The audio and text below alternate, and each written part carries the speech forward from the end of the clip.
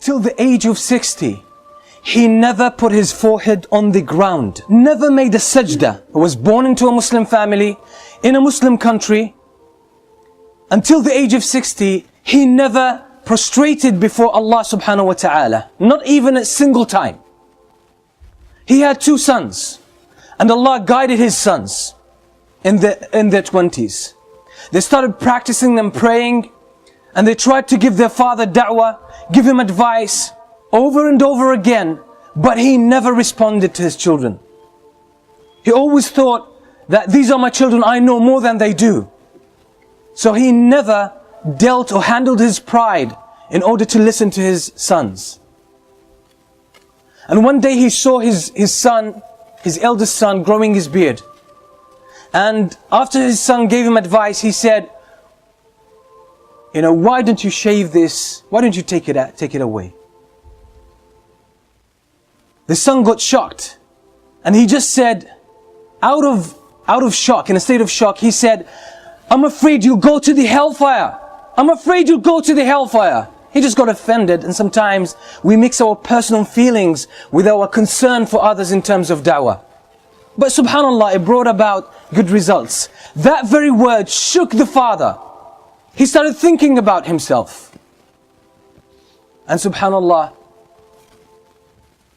a few months later, the father sneaks into the masjid and makes his first prayer ever in the masjid, where his son leads the prayer. The son didn't know the first couple of times, but other people brought it to his attention. Understanding that his father has an issue with pride, he never spoke with his father about it. He said, it seems that he found his way, let him carry on his own. And that's exactly what he did. This man used to smoke 80 cigarettes every day. 80 cigarettes every day.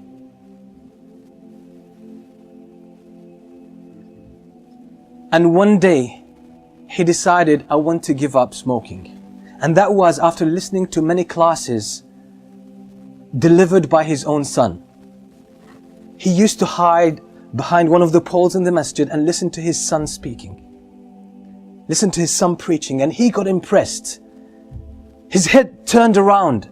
His view of life, his outlook on life started changing. He realized, he thought he had a life. He thought he was leading a good life. But now he realized that this is the real life. It's in the masjid. Real life is when you connect with Allah subhanahu wa ta'ala. That's when you start to feel the sweetness of life and the sweetness of Iman. So he started listening to the talks of his son secretly, and even buying some of his tapes and listening to them at home. And ultimately one day, for those who can't give up any kind of addiction, they're stuck with some kind of addiction, cigarettes, alcohol, even any other thing. Sometimes sins could be very addictive. Being unable to lower your gaze, watching nasty things on the internet and on TV, that's a form of addiction, and people can't break from it. Sometimes it's worse than smoking. This father one day decided to give up smoking.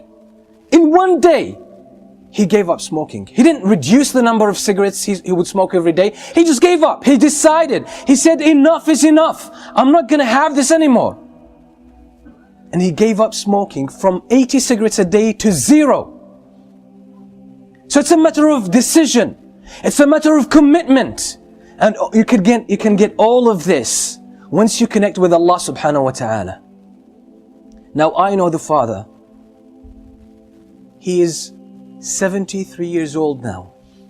73 years old. Now he gave up smoking at the age of 68. At the age of 68. Now, among the learned people that I know in my life, and I know a lot, he's one of the most outstanding. At the age of 68, his life took a new direction. He read Tafsir Ibn Kathir more than 15 times. He read the Tafsir of Ibn Jarir al-Tabari, which is more than 20 volumes, more than 10 times. He read the history of Ibn Jarir al-Tabari so many times. He read the Silsila Sahiha by Shaykh al-Albani, Silsila al-Da'ifa, more than 30 volumes altogether. He read all of that. And when you sit with him, he talks to you about knowledge, deep knowledge. And sometimes you talk to some of our youth and they say, seeking knowledge is hard. It's difficult. What about this man? How much memory has he got left at the age of 68? That now he's one of the strong students of knowledge in his own country. And when you sit with him, mashallah, you always learn something.